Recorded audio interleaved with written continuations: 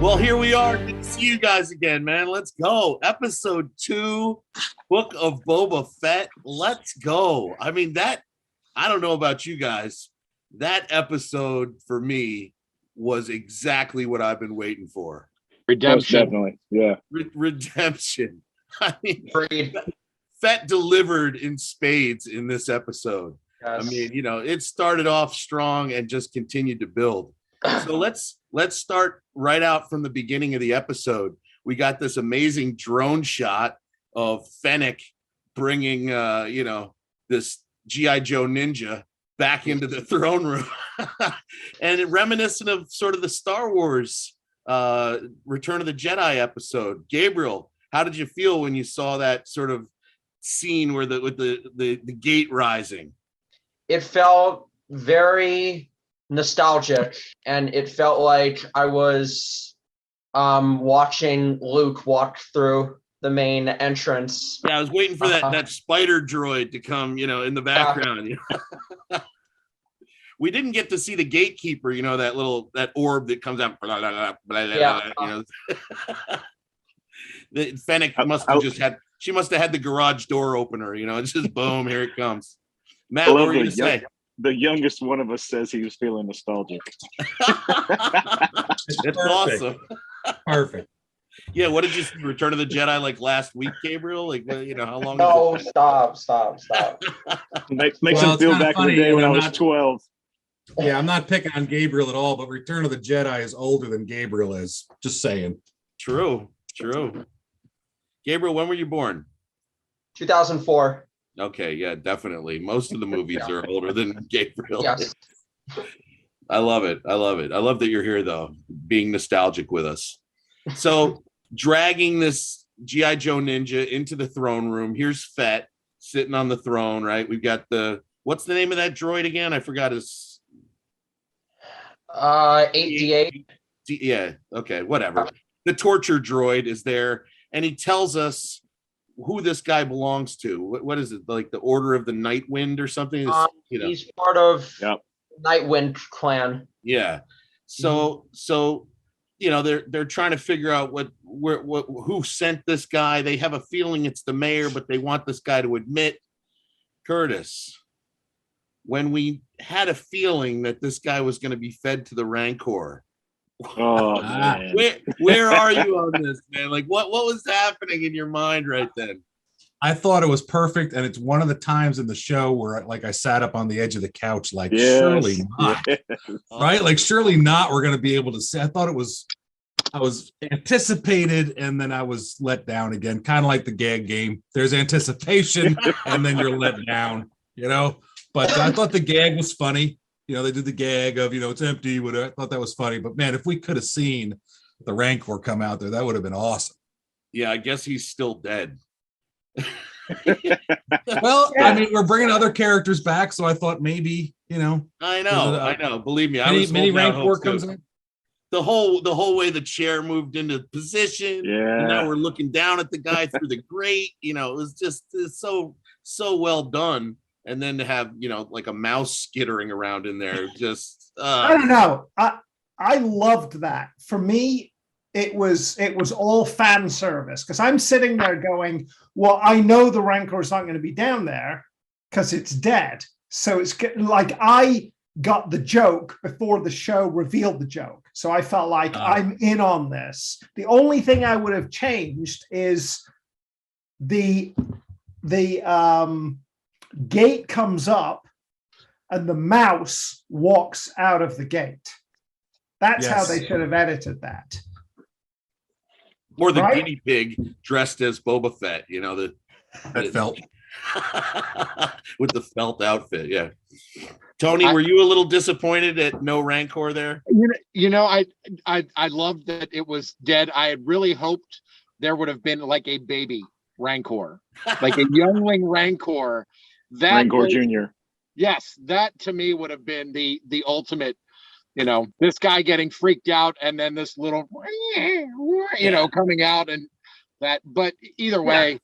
But it had that 80s vibe, like you're going in for a high five with your boy and he's like, psych. Yeah, exactly. Psych, I'm dead. Turns out I'm still dead. Psych, I'm just a mouse. Yeah. All right. So. Oh, can I ask a question? Go ahead. Yeah, go ahead. Okay, so we now know the pit is there. It's still there. Everything functions. The throne rides up. In a future episode, are they going to drop somebody else in there? And if they do, what will be there? What do you guys think? More mice, obviously. Bigger mice? House babies. Rancor-sized mice. I don't know. Either that guy is down there, either they've left that guy down there to rot, or at some point they find something Rancor level to put down there. I don't know. Who knows? Did they kill the Rancor owner?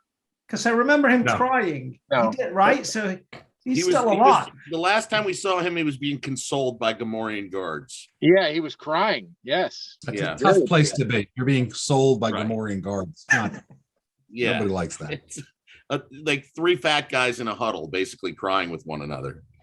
Yeah, I've been kind there. of like one of our That's family never reunions. good. Lot of nose snot going on there. You know, it was Yeah. kind of ugly. Shut All up. right. So, I mean, the idea of having an actual Rancor in the pit, Matt, brings us to the idea that, like, there is absolutely nothing going on in this palace right now. I mean, you've got 4 people basically occupying it with a droid. And, you know, they're not even, 2 of them are not even people. They're Gamorrean guards. Like, when does Boba get his entourage? When do we start to beef up this unit a little bit and get some action in that palace? I don't know, but it's that's one thing I'm going to save for later for our ending here with our looking forwards too. But Okay, fair enough. yeah, Darren, you weren't in the last episode, but we have fetishes at the end, which are things that we like the best about the episode, and then things that we're looking forward to for the next episode. So Matt's saving that one. All right, so they roll into town. He's got, you know, he's got to go figure out, okay, the mayor sent this guy, the night wind dude. We got to go check up on him now and get into town. And you know, here they come walking through. A bunch of Transdoshans are looking at him like, we should just kill these guys right now and take over Jabba's palace, because there's only 4 of them and 2 of them have guns. Like, they're just not an imposing force as they move through that town. You know what I mean? Like, litter aside, they go into the mayor's office, which I like that scene. Tony, what did you think about the whole, they go into the mayor's office and basically just storm the mayor's scene? That was it. So first off, you walking in and having that typical hotel like lobby guy, you know, do you have a reservation kind of thing, was hysterical. I loved the joke into that. And then just storming into Mock Shaze's like office and coming in there. That was pretty awesome. I expected him to kill him. You know, your Nightwind G.I. Joe, you know, ninja guy. I kind of expected that to happen, but I thought it missed a little bit of Boba being able to kind of rise up a little bit. I know he's trying to do everything by respect and not by fear. But, you know, he raised his rifle up, and then I was a little let down. I was waiting for him to like whack the 2 guards. Hammerhead has the more impressive crew, as far as I'm concerned. He had 2 guys. There were 4. I think there were 4. yeah. Well, and he also had the There were reception 2 on either yeah. side.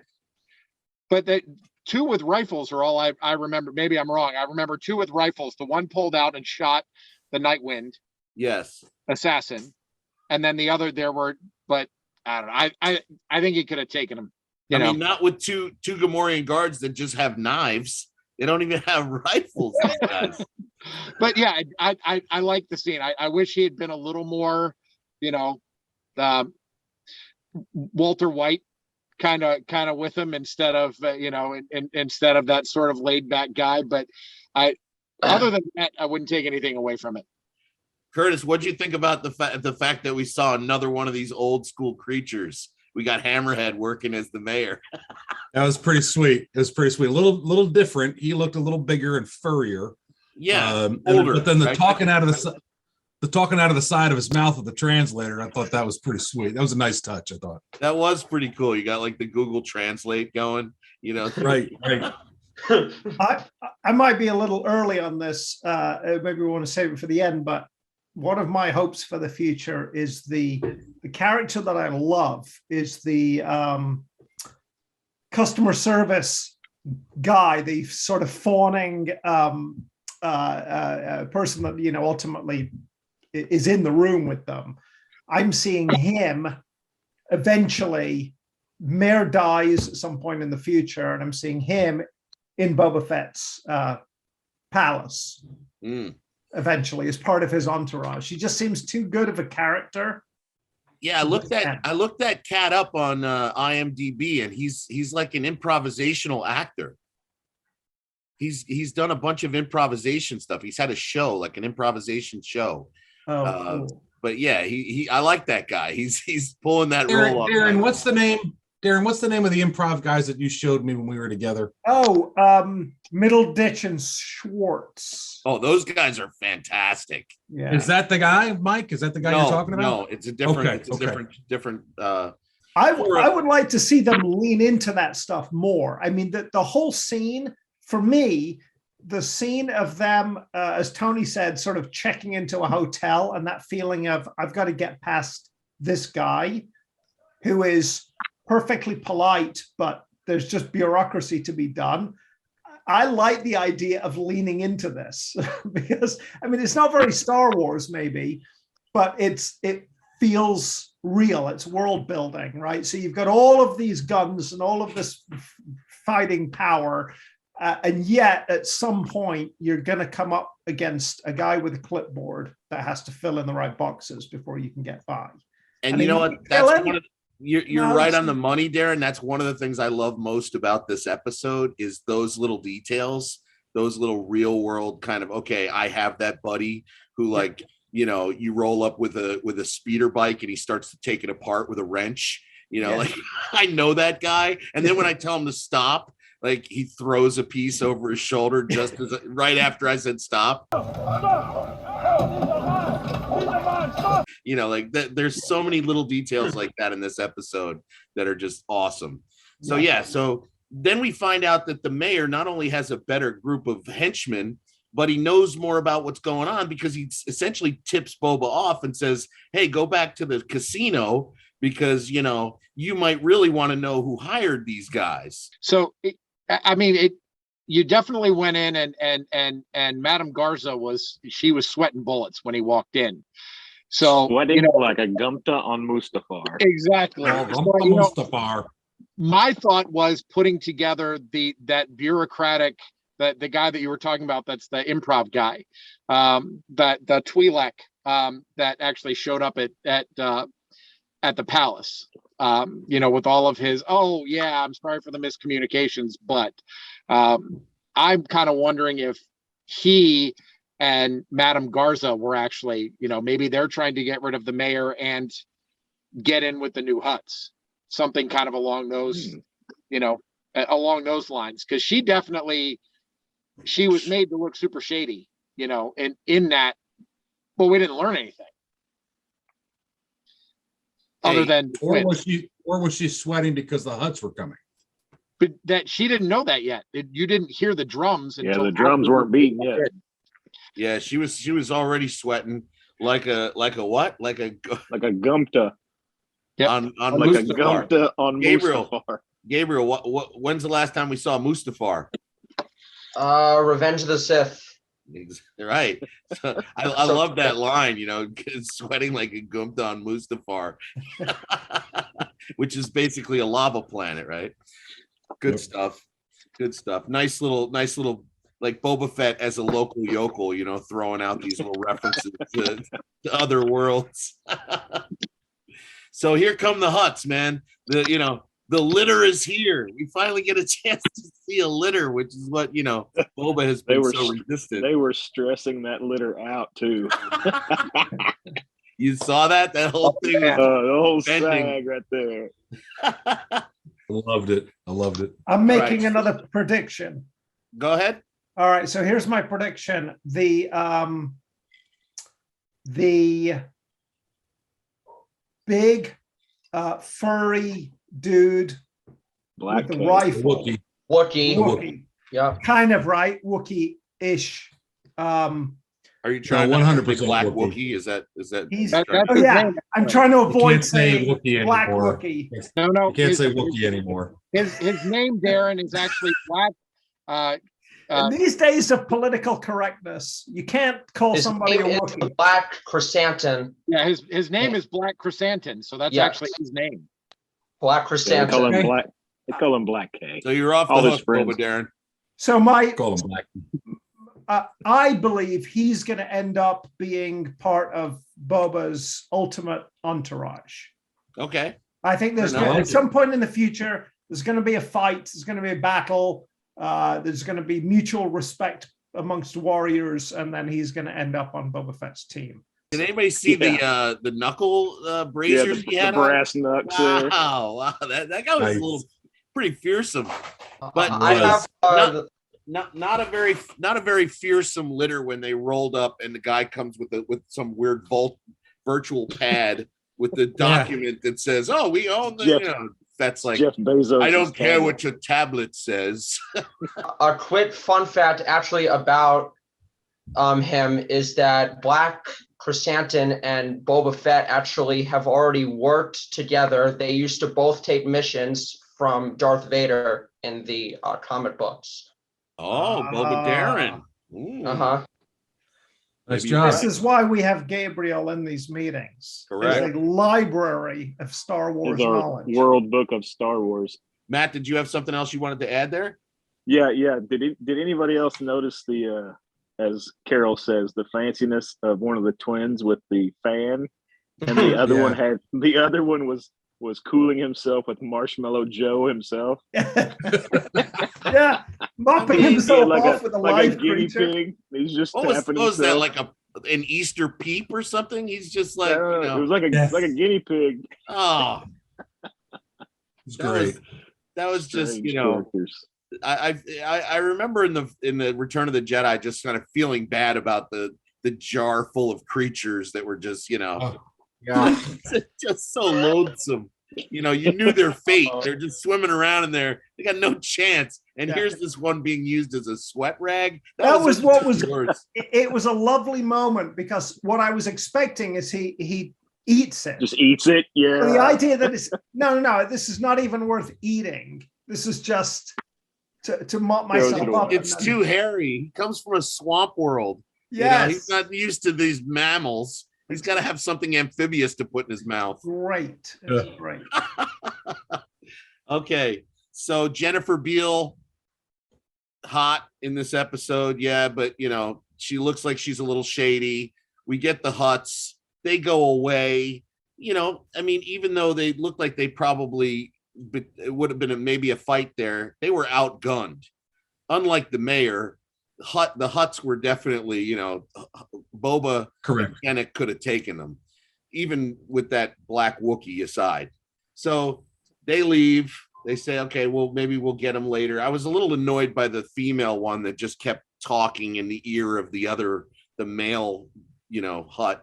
And that was a little annoying. But, we move on. We get You don't like when women talk to men?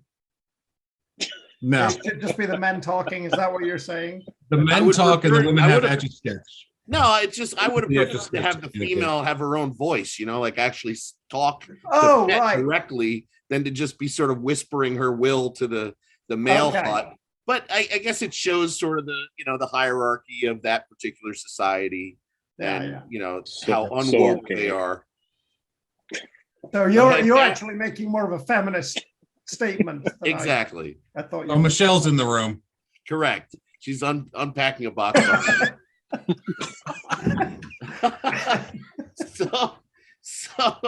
So we're back to the bank to tank.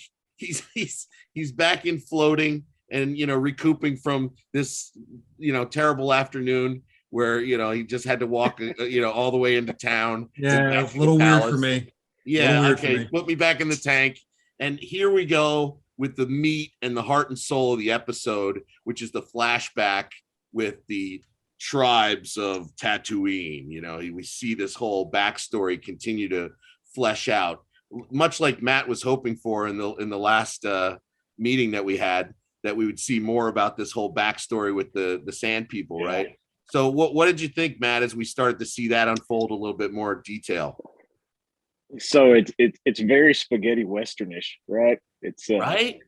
It reminds me a lot of like Clint Eastwood movies, like Hail Stranger Rider. rolls it. Hail Stranger Rider. rolls into the town, whole thing is Hail Rider. Yeah.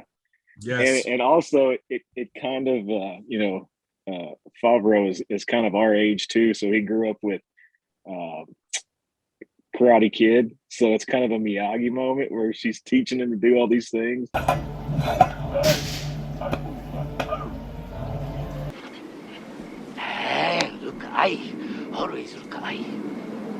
Totally. I still think it's a woman, you know. I agree. Woman. So she's teaching him how to use the gaffy stick, and you know, they've kind of he's kind of assimilated into Tuscan society, and he's getting better at it, right? He's getting better at it. He's starting to master it. He's deck and washing and painting the fence. So. Yeah, wax on, wax off. We're seeing the whole thing, and then all of a sudden we get this like hum in the background, and everybody starts hitting the deck. Curtis, what did you think? Like, I thought there was going to be some like sand dragon or something. I don't know what the heck was happening. I was definitely going with organic. I definitely thought it was going to be some kind of large snake, lizard, something that was coming. But to have it to be a train, which they recognized, they knew it was coming.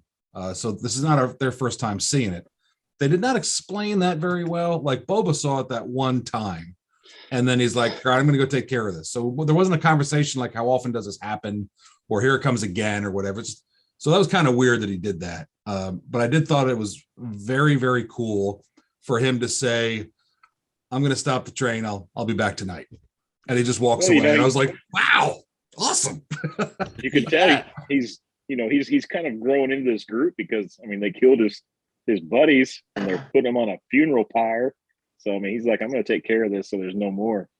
Well, the cool thing about that scene for me was he's watching them, like he's helping throwing bodies onto the pyre, and just considering like, oh my gosh, the losses that this tribe just took. And then he walks over to the horizon and he sees the biker gang that they saw the previous episode lighting that little homestead on fire and making their marks with the spray paint on the sides of the wall, right?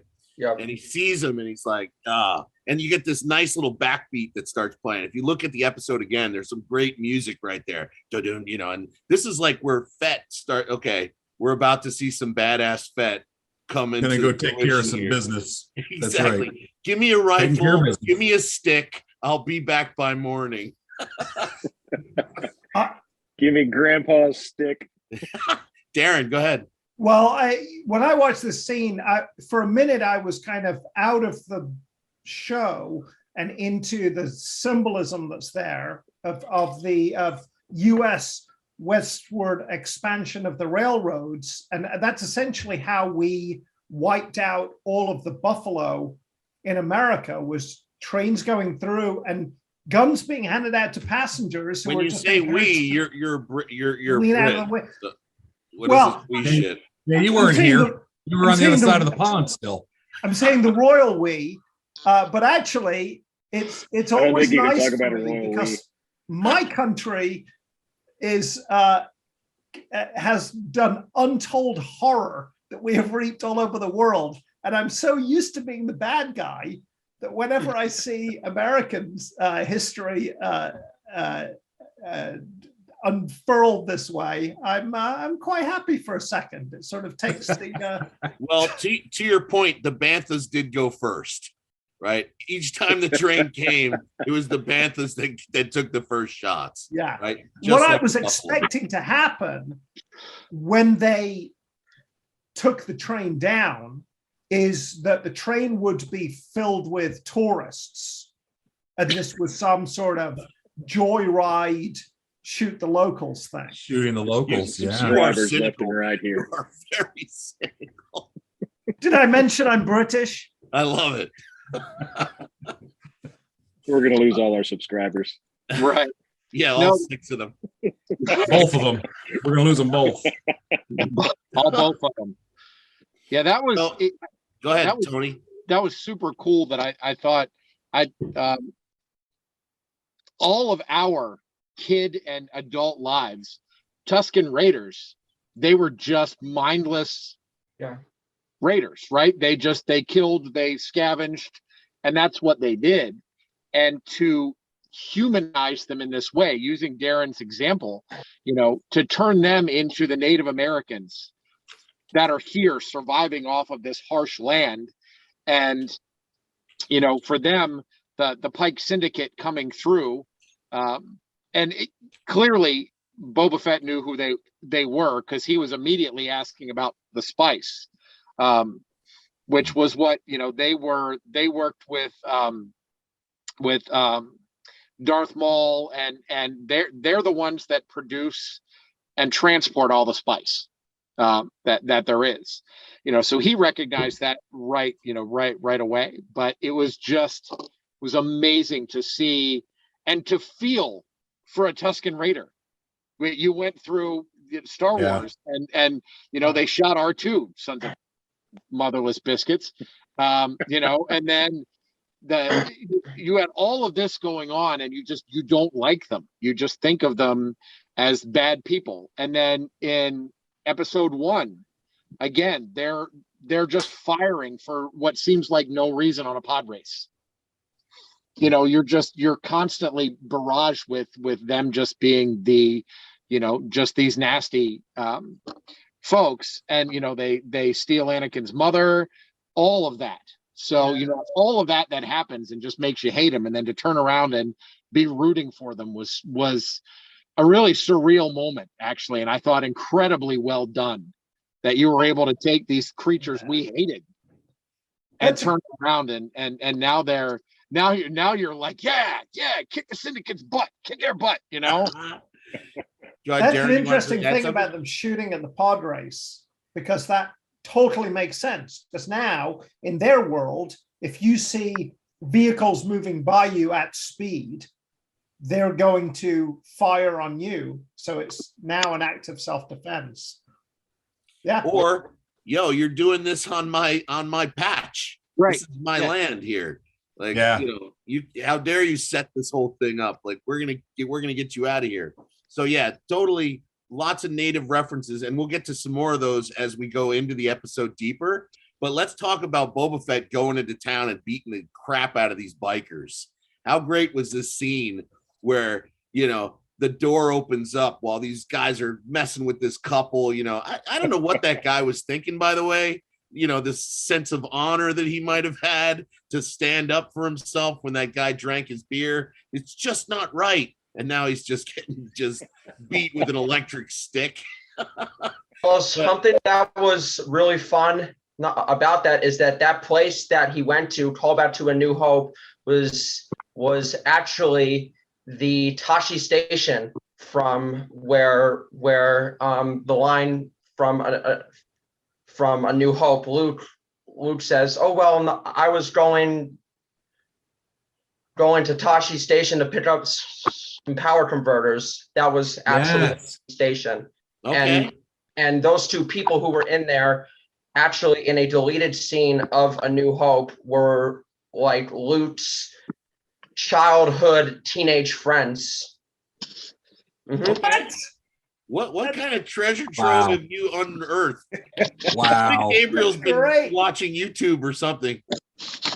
What actually we should do is all of us not talk anymore and just direct all of your questions towards Gabriel, who I think, Gabriel, you need to change your screen name to The Historian. Gabriel, you got some connection with some couple that was in a deleted scene from New Hope. Like, I can't compete with this, but that's a really cool little tidbit, man. And if that's correct, that's really awesome. Defer to Gabriel. So he walks in, he's backlit. These guys kind of, they're in the middle of beating up this couple. They turn around and you see the shadow of Fett. and he goes in there with a rifle and his stick, basically shoots one guy and then houses the other 4 guys with just the stick. So we see that his technique is strong, comes rolling back with the 5 speeder bikes. And now we move into what I think is one of the cooler aspects of the episode, is the whole training montage where Boba Fett is teaching these guys, we don't take these things apart with hammers and wrenches. We can actually drive them and use them, right? What were your thoughts on that the training scene that they did? There was some good hijinks in there, right? Yeah, I thought it was really funny. Go, Matt. I was gonna say right off the bat, he shows the guy, do this to go forward, do this to go back, and he goes to go forward, and he shoots himself in reverse. Just nice good, gag. Good right little there. Comic start, yeah. And then that whole section where they're trying to jump from speeder to speeder, and they couldn't get that right.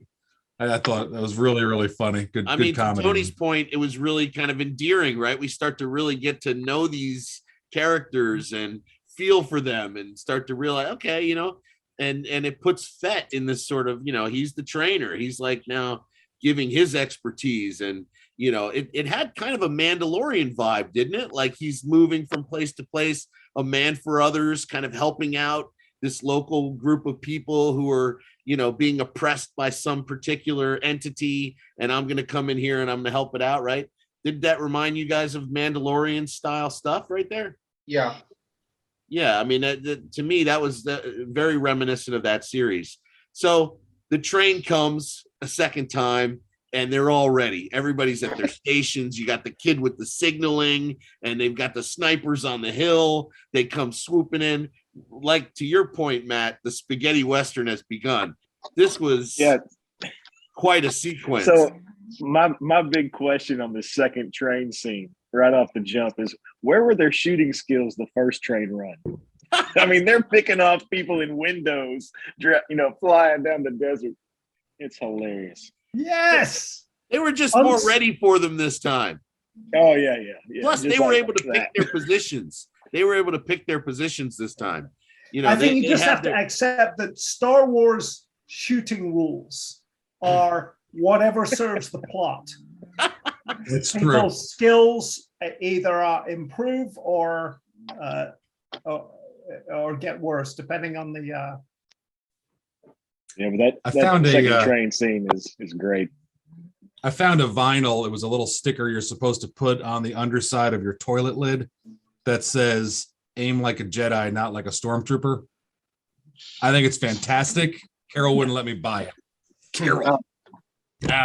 So you wouldn't let you buy it because they keep violating that rule, because sometimes stormtroopers are like amazing shots when the plot requires it. But not as good as Sand People in this particular episode. Yeah, it's like Chris Kyle on the sand dunes. To me, that action sequence with the train was just a quintessential example of a clean, well-articulated action scene. Yeah. At all times, you knew exactly where everybody was. You could keep track of who was who and what was happening. And it was just, I thought, really well directed and just executed perfectly. Just really great action sequence.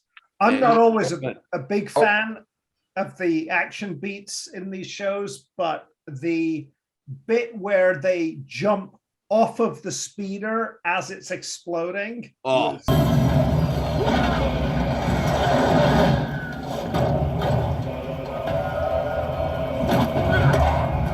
Yes. Lovely. And then how about the female sand person? She boards the train by just crashing her speeder bike into it.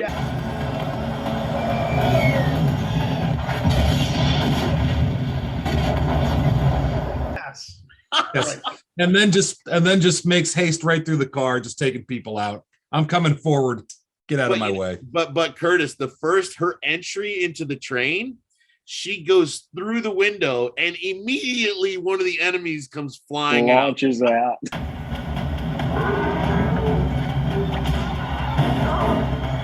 Yes.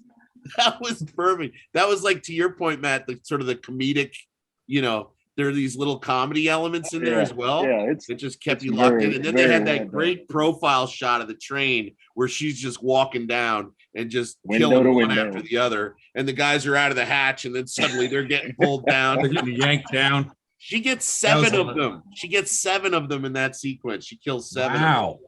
Yes. One of my favorite parts of that scene was actually the little it was the little conductor droid that we saw crawl out on his little spider legs. Yes.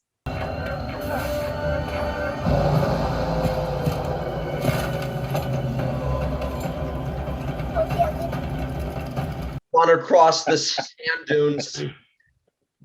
Well, Tony, you brought up the pod racer, but didn't you think that there were certain parts of that train that reminded you of the pod racers?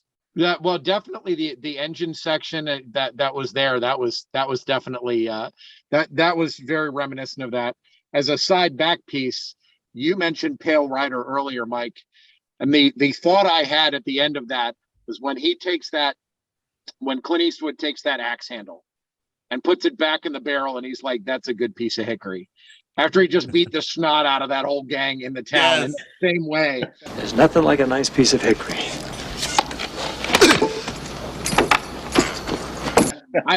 I had that same, because when I saw that scene with that, I was like, oh yeah. I had that same feeling when she kind of just came through and was just like bop, bop. Yes. Just destroying just all of them. But yeah, it definitely had that engine setup with all the complicated everything's definitely had a kind of a pod feel to it. And even that computer console, the way the energy was moving on the interface, it had a pod racer look to it. Yeah. So Boba Fett gets it done. Ultimately, thanks to the female sand person who really cleared the way, he gets into the cabin. Little droid driver takes off, scampers across the sand, and he uses his gaffy, or his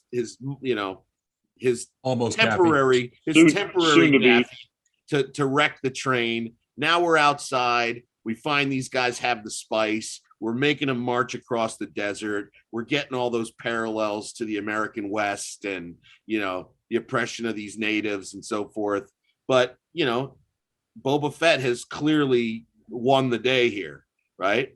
And now we find ourselves back in the Chief's tent, and we get into one of the weirdest and coolest Star Wars sequences that I think we've ever seen. Let's talk about the guide lizard. Who wants to tackle it? Well, I want to go first, only because I want to mention when he's outside the train and he's talking to the spice people. I thought it was very respectful that he didn't just kill him.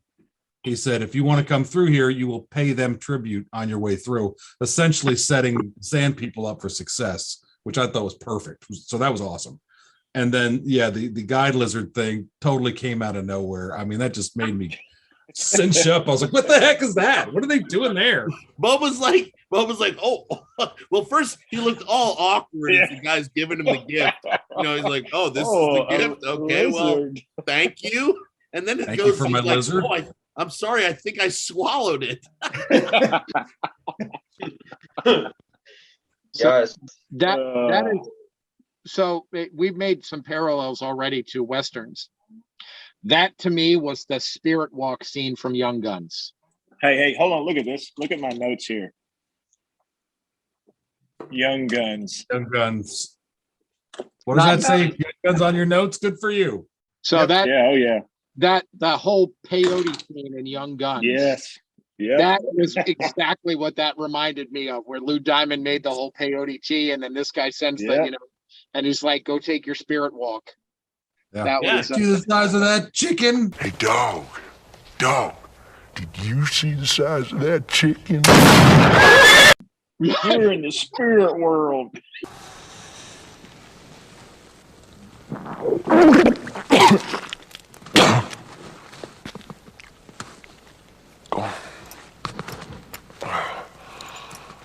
Wow, this is great.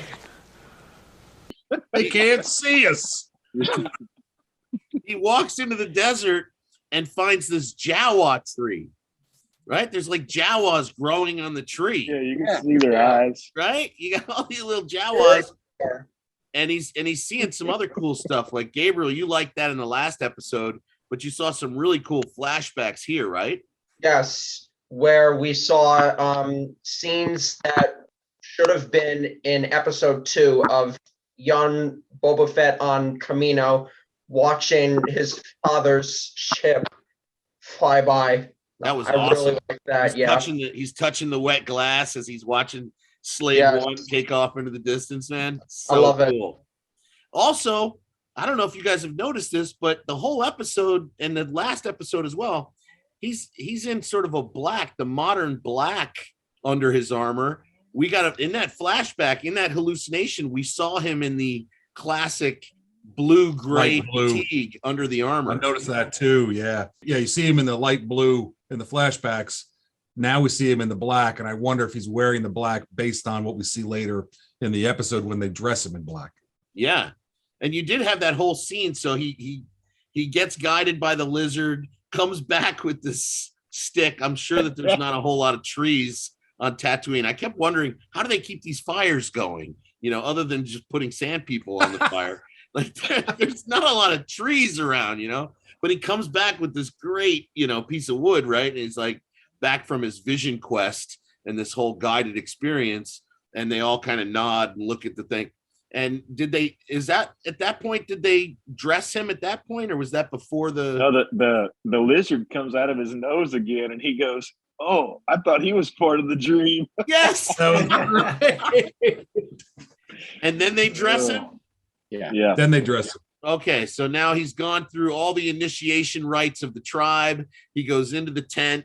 They almost like episode 1 where the droids were kind of clothing him in his armor after he got out of the bacta tank. We see him now in the sand person's tent, and he's getting all the accoutrements put on. He's got, I don't know if black is the best color for the desert, but this is what. Well, the guy's bald and he's not even wearing a hat. I'm like, are you telling me that his chrome dome is not getting burned out there in the desert?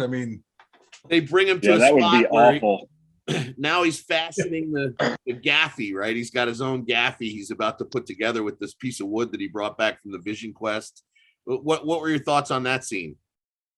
I will say, as a woodworker and sometimes metal worker, Preach it. The amount of detail that they apply to a lot of things, they did not apply to this. And it made me angry. I'm sitting there going, what are you doing to that? What are those tools that you're either the wrong tools, heat treating the metal, they're not doing it the right. There are so many things that made me irritated because it would have been easy to get it right.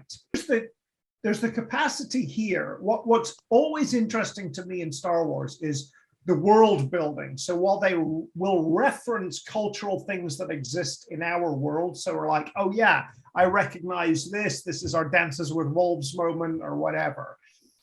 It very much feels always alien, but here they were using generally European traditional woodworking tools. And it feels like they could have taken, there's a whole different evolution of woodworking tools that comes from Japan. There are other woodworking. 3 hours later. But I just sort of feel like they could have gotten an expert in to say, why not use this tool? Why not use this? But they use like a regular draw knife. They used just a generic. 1 eternity later. A lot of that they use oddly. So anyway. It felt that rustic as opposed to being a refined thing. These are people in the desert making do with what they've got or found or scavenged from wherever. So that's kind of the feeling I got. It didn't bother me at all. It just felt like maybe these were just tools that they've come across, and so they've learned to use them the best they could. So right. I'm sorry, Gabriel, go ahead. What I enjoyed about that part is that now we see how he got the robes and the actual gaffy stick that we see him when he first makes his appearance in season 2 of The Mandalorian. And that's the gaffy stick that he uses when he just goes to town on that squadron of the stormtroopers that we see him use. We talked about that last week, like anticipating when that was going to come, and here we are, right? We're getting to see it. And then, Matt, to your point, the idea of seeing how this might even evolve further, to see how these sand people in this tribe might help him as the episodes go on, really cool. So we've got lots of really cool Native American references. I'll be honest with you guys, this was very reminiscent for me. Like, I had so many oh my gosh moments watching this, feeling like we were talking about these Native American sort of indigenous vibes, and between the train coming through and shooting the buffalo, and then you've got the whole situation with them making their own weapons and helping each other out, and the fire life and the vision quest, and then we top the whole thing off with this great campfire moment at the end, right? They're all around this campfire, and he's now a part of this tribe. Basically, he's been fully embraced by the group, and they go into this whole fire dance, right, where they're all marching around and with the gaffy sticks and doing their thing. What were your thoughts about that the culmination of the episode? Yeah, so to me, it kind of tied into Morrison's, background with the Maori background he's got. It's kind of like the haka they do, So I thought that was kind of a cool little silent tribute to his heritage. Yeah, but there's so many indigenous dances where it just is around the fire, right? Yep. It's just this meticulous march for many hours. They just keep going.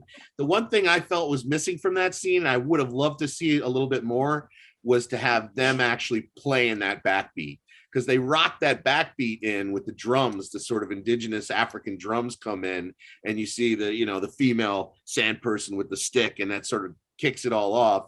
But nobody around the fire is actually playing an instrument. That was the one miss for me, was if you see any real tribal dance like that, there's a group of people who are actually playing the instruments right there around the fire, getting that whole thing going. That was the one miss there for me. But again, it didn't ruin it for me. I was all caught up in it. It was really cool.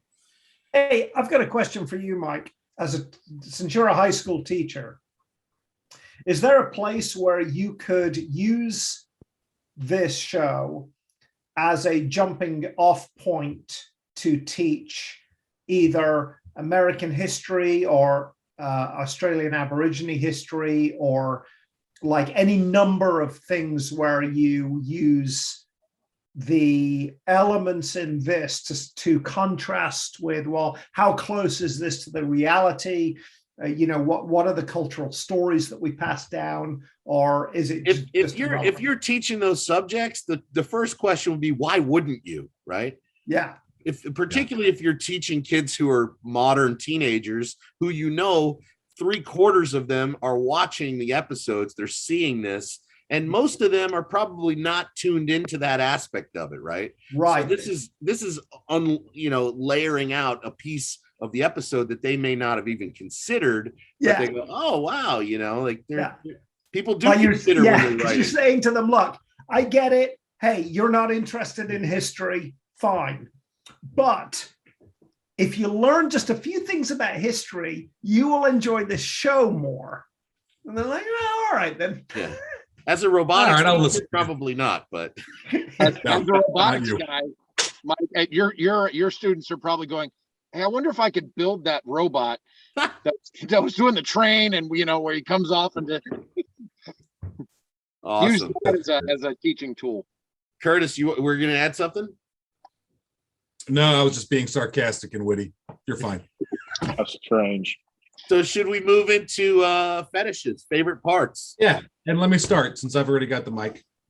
What I'd like to say first is to Gabriel's point where he said that was Luke's buddy, right? The teenager, that's Biggs, right? Didn't he and Biggs grow up together? Yes. He was the X-Wing pilot. And so if Biggs is at young age now, and he's like, it's not right, this just isn't right, he's already got that mentality of a rebellion. He's already trying to stand up to people. So, and I didn't think about that until you said that, Gabriel. So I'm glad that we've got the Star Wars connection on our call today. Favorite part about the show, Probably was when he was building his gaffy stick, although we kind of peeled those layers back a little bit. True musicians make their instruments, true craftsmen make their tools. And now that he's made this weapon, his heart and soul is in it. So that's awesome. What I'm looking forward to is very similar to when episode 2 came out back in early 2000s, and you only had one more episode left in the Star Wars timeline until we started A New Hope. And we were all sitting around like, how are they going to tie that together? Like, George has only got like 2 hours to like merge all this together. I'm thinking about when Boba and Fennec show up in The Mandalorian season 2, right? He's got the gaffy stick. He's got a rebuilt Fennec. He's got Slave One. Like, what happens between now and that point? And then are they going to actually bring those together, or will we be missing time? So I'm interested to see that happen. Yeah. Will we see the Mandalorian in the series? Who knows? Who's next? All right, who's next? I'll go. Yeah, so I really like the return of the twins. You know, having some more Huts there, as well as Black K. I thought that was a really nice intro, and like Gabriel said, you know, he's a bounty hunter as well. So maybe there'll be some duels coming up. So that's what I'm kind of looking forward to is what physical wars does Boba go through to require that bacta tank? So you know he's going to have some wars coming up that he's still trying to recover from. Okay, Boba Darren, things that was your favorite part of the episode, your fetish, and what are you looking forward to in the next episode? I am hoping that they get future action as good as that train attack sequence. Every beat told a story. Every element of it was necessary. I felt that was not reflected in the bar fight. That didn't work for me. Like, I got it, but I was like, okay, you've got to go to the bar and beat up some guys. I didn't find anything really more interesting about it other than the necessity of, and this is where he beats up some guys, right? But the train scene, beautiful. I'd like to see more of that. And although I told you I hated the execution of of him making his own weapon, the idea of that is great. I love that stuff. I love all of that, you know, world building and all of the setting up. And I think, you know, I made a couple of statements, you know, a couple of predictions already. So I'm interested to see what Black. He's not Black Wookiee. What's his name, Gabriel? Black Chewie. Kersantin. Black Chewie. Stanton, yes. Hey, if we can have a baby Yoda, we can have a Black Chewie. Yeah. No, I just wanted to get his name right. So so that character, I'm interested. I just looked at him and went, the way he was framed, everything about that scene suggested to me he's a good guy, not a bad guy. Interesting. So I'm interested in that. And then I just want to get into both times we've seen him, the bureaucrat that works for the mayor, that is, I'm going to call him customer service guy. Just that fawning sort of, I am going to agree with everything that you're saying whilst actually opposing you in every way possible. There's just such joy about that because I deal with customer service people on a regular basis, and I deal with this attitude. So it's funny to see that lampooned. Nice. Okay, what do you say, Tony? Fetishes and looking forward to. My favorite is the fact that I have learned to embrace and love the Tusken Raider.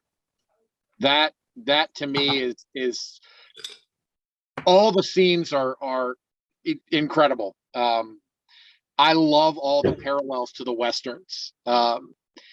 And so it's hard to pick one scene, but my favorite thing at this point is that I have now turned myself around to the point that I was rooting for Tuskens in this episode, and that was awesome. As far as what I want to see who you're calling Darren, who Darren's calling customer service guy. I want to see that guy dropped in the Rancor pit with the actual Rancor. I definitely want to see that because, again, I mean, I run an auto parts store. I deal with people like that all the time, and I'd love to have the button in my little chair to hit it and just drop them down in a Rancor pit. So did you notice that the button was housed inside like a Rancor face? Yeah, that was cool. Awesome. So I'd love to see that.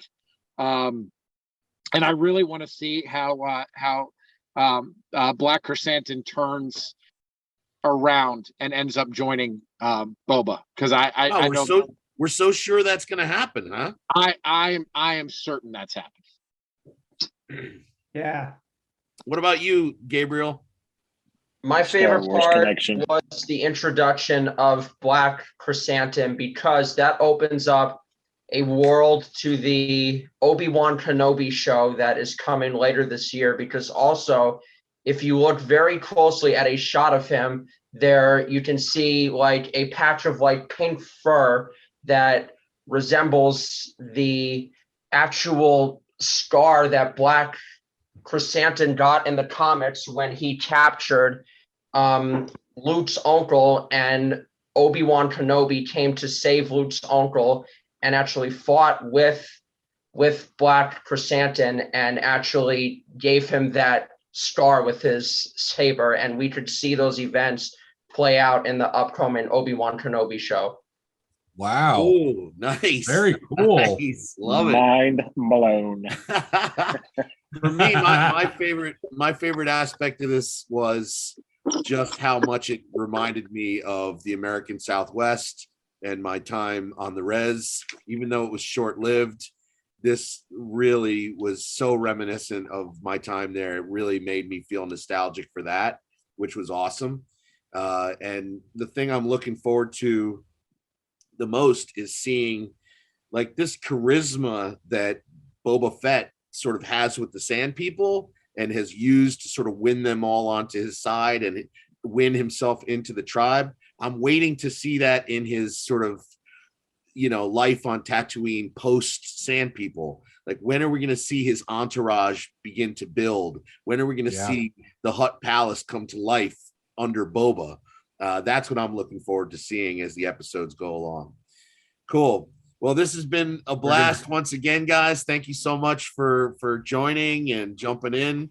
And we'll hit the edit. We'll see what we can come up with, and then we'll see you guys again next week for episode 3. Nice. Amazing. And hopefully by then we'll have 3 subscribers. I'd like to see 3 subscribers by episode 3. I don't think that's too much to ask. Yo. Obviously, none of us are going to subscribe, but other people might. Well, I mean, we'll at least have I'm not watching this. How about this? Maybe I'll put this out. If we have enough subscribers, I might even be able to talk Mr. Chifulio, Mr. Johnston, and a few others into a Galaxy's Edge role-playing game. That's not going to happen. We never finished the last one. If we get enough subscribers, I think I might be able to do that. Okay, hey, right Curtis, why are you dressed as Han Solo? Come on. It's Star Wars night, right? He's hoping that Han Solo might actually make an appearance in the Boba Fett series. That's right. He's wearing Luke Skywalker underwear and Darth Vader socks. Listen. And no Want to see my leather pants? After the appearance of Luke Skywalker in The Mandalorian, like, that was to me one of the coolest scenes. So it's gonna be hard to top. That's right. All right, guys. All right. See you next week. All right. See ya. Bye.